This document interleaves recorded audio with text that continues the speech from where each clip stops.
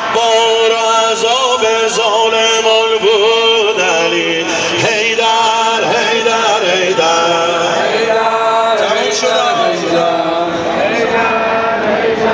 آدم که میان آب و گل بود یقین.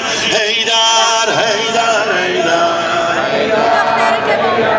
مولای زمین و آسمان بود